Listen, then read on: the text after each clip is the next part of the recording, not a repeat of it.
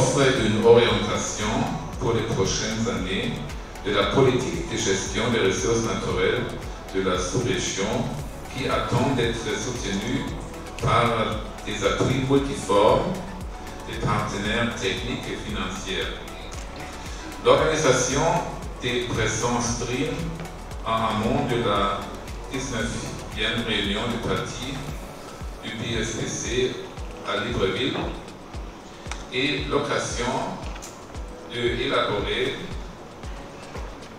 et d'approfondir des exemples de bonnes pratiques ainsi que des propositions de solutions qui pourraient contribuer à relever des nombreux défis auxquels les pays d'Afrique centrale sont confrontés.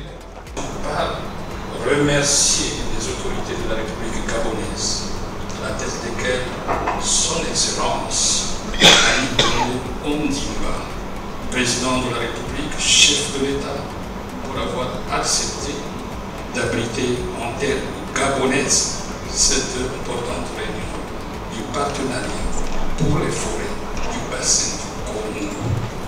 De la République gabonaise, à l'occasion de l'ouverture de la 19e réunion des partis du partenariat pour les forêts du bassin du Congo, PFBC, dont la facilitation est assurée actuellement par la République fédérale d'Allemagne en cette année de célébration des 20 ans d'existence de cette belle plateforme. Le Gabon est particulièrement honoré d'abriter cette Assemblée générale du PFBC, ainsi au nom du peuple gabonais et au mien propre. Je souhaite la plus cordiale des bienvenues en terre gabonaise à toutes les délégations des pays amis. Pour souhaiter un joyeux anniversaire au partenaire des forêts du bassin du Congo pour ses 20 ans d'existence aux côtés de la CONIFAC. Dans la même veine, je félicite l'Allemagne qui achève bientôt son mandat de facilitateur.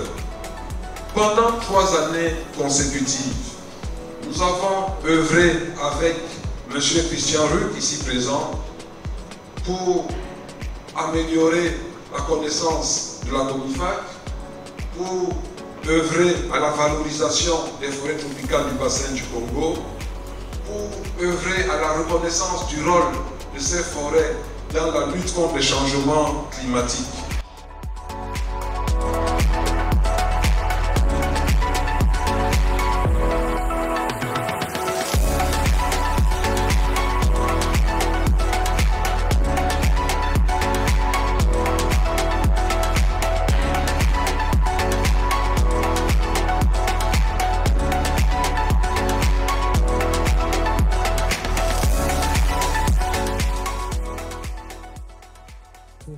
Exploitable qu'il va y avoir au-dessus, et donc ne pas optimiser la ressource qui existe et aller simplement chercher la ressource sous terre et ne pas valoriser la ressource sur terre. Mais également pour des objectifs environnementaux, pour s'assurer que les politiques publiques qui soient mises en place puissent permettre au Gabon de ne pas altérer l'importance de la gestion de ces écosystèmes.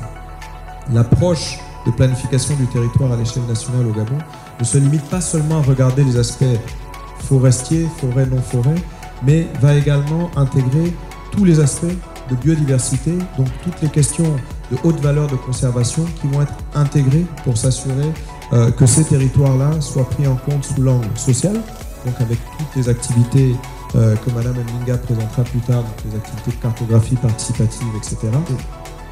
Ensuite, nous avons l'intervention du Conseil national climat. Le Conseil national climat va, quant à elle, consolider toutes les données qui sont portées. Dans le cas du Conseil national climat, quelques activités sont menées en termes de communication parce qu'il apparaissait nécessaire aujourd'hui d'avoir une communication avec les populations.